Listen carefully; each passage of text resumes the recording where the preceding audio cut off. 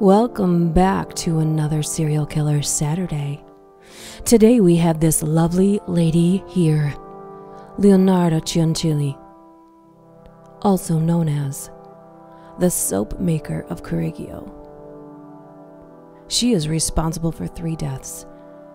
Now 3 murders doesn't exactly seem that horrific compared to some of the others that have been featured here.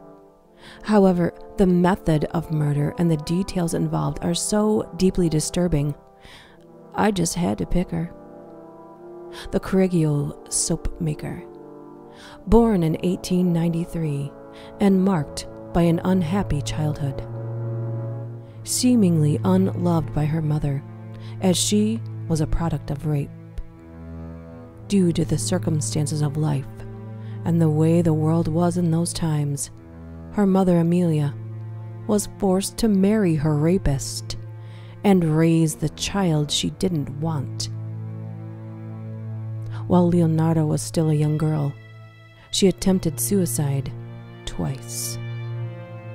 In 1914, according to some records, and 1917 in others, Leonarda Cianciulli married Raffaele Ponsardi, a clerk in the registry office.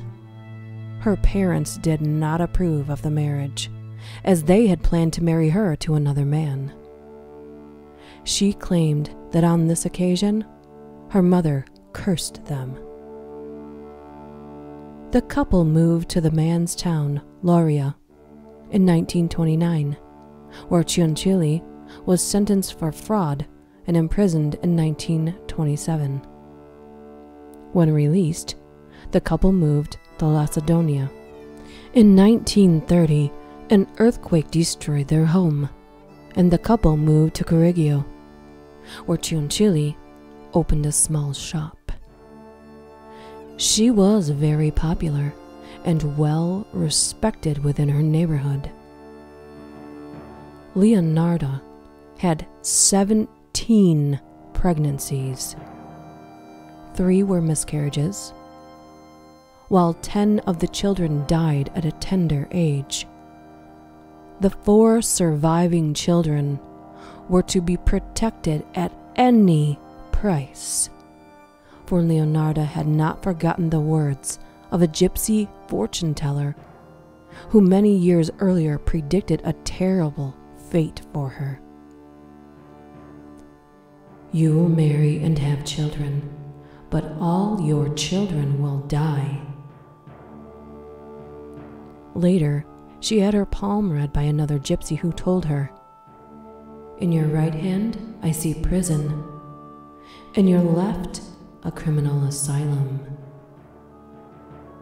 In 1939, when she heard that her eldest and favorite son, Giuseppe, was to join the army, as Italy's entry into the war became increasingly imminent, Leonarda decided what she had to do. She had to make human sacrifices to save her son's life. She had 3 friends, lonely, middle-aged women who would give anything to escape from the routine and solitude of Correggio. All 3 asked Leonarda for help, and she decided that the time had come to act. The first to fall into her trap was Faustina Setti, the oldest, drawn by Leonarda's promise that she had found her a husband in Pola. Leonarda convinced the woman not to tell anyone about the news. On the day of her departure, Faustina went to say goodbye to her friend, who convinced her to write some letters and postcards to her friends and relatives, which she was to send as soon as she reached Pola, telling them that everything was fine. But Faustina Setti never reached Pola. Instead, she was killed with an axe by Leonarda, who dragged the body into a closet and cut it into 9 parts, gathering the blood in a basin. Then, as she wrote in her own statement, I threw the pieces into a pot, added 7 kilos of caustic soda, which I had bought to make soap, and stirred the whole mixture until the pieces dissolved in a thick, dark mush that I poured into several buckets and emptied into a nearby septic tank. As far as the blood in the basin, I waited until it had coagulated, dried it in the oven, ground it, and mixed it with flour, sugar, chocolate, milk, and eggs, as well as a bit of margarine, kneading all the ingredients together. I made lots of crunchy tea cakes and served them to the ladies who came to visit, though Giuseppe and I also ate them. The second victim was Francesca Soavi. Leonarda had promised her a job at the girls' school in Piacenza. On the morning of September 5th, 1940, she also went to say goodbye to her good friend before setting off. The script was the same. Leonarda convinced the woman to write 2 postcards, telling her she should send them from Correggio to inform her acquaintances that she was leaving, but without saying where she was going. Leonarda then attacked the woman and made the second sacrifice. The third and final victim was Virginia Cacciapo, a former opera singer. Then 53, reduced to living with her memories of the past in poverty. Leonarda offered her a job in Florence as the secretary to a mysterious theater impresario, begging her not to tell a soul. Virginia was enthusiastic about the proposal and kept the secret.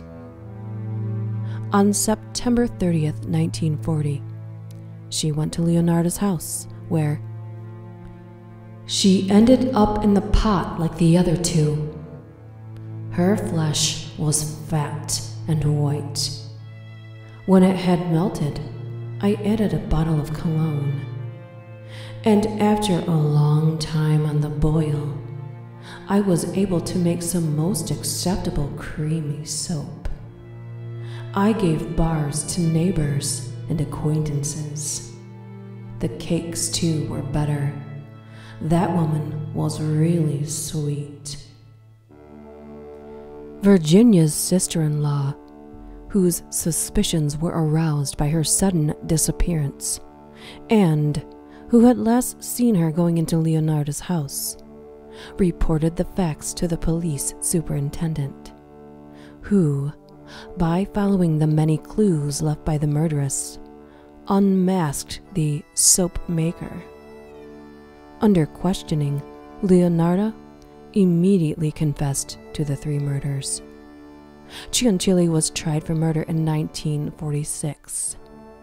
She remained unrepentant, going so far as to correct the official account while on the stand. At her trial, Leonarda gripped the witness stand rail with oddly delicate hands and calmly set the prosecutor right on certain details.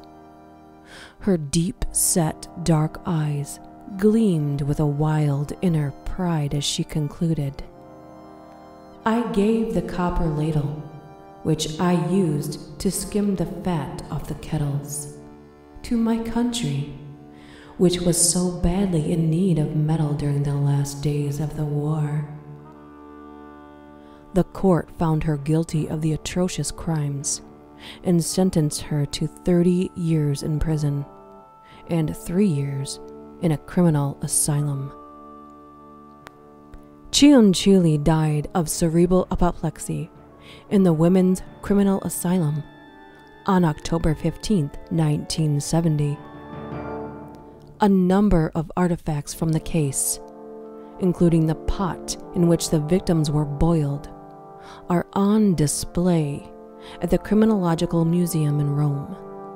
A darkly comic play about Cianciulli, Love and Magic and Mama's Kitchen, began a run on Broadway in 1983.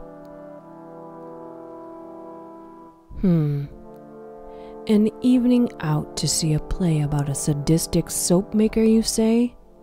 Well, I always love a good show.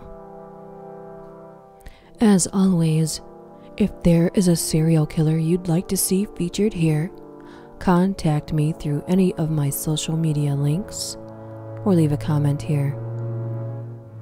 See you next time.